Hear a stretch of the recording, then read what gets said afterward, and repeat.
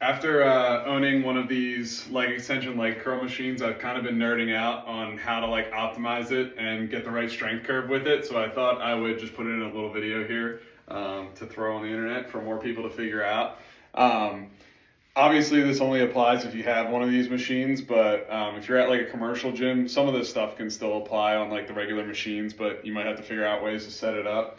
But the great part about these machines is they're plate loaded, so all the weight kind of goes on here, and you can see exactly where the weight is in relation to the axis of movement and in the ground, so you can figure out where the most resistance is and where the least resistance is.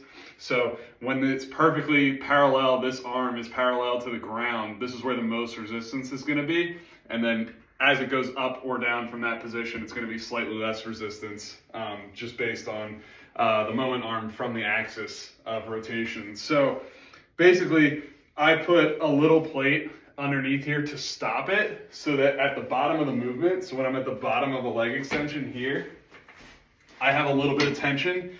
Instead of, if it was normally perpendicular with the ground, there would be almost no tension at the bottom.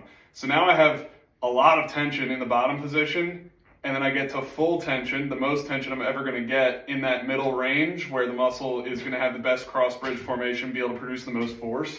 And then as you come up, it eases up again. So on either end of the range, you can think of like the strength curve for a muscle is going to be most optimal at either end of the bell curve. And then it's going to be least optimal at either end of the bell curve, and then the most somewhere in the middle.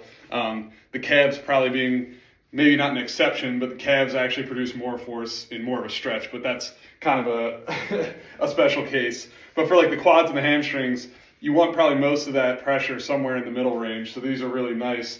And then the other thing too is always adjust that seat to go back as far as possible so you can lean back, especially for leg extensions, to get the rectus femoris involved more, because it's also a hip flexor.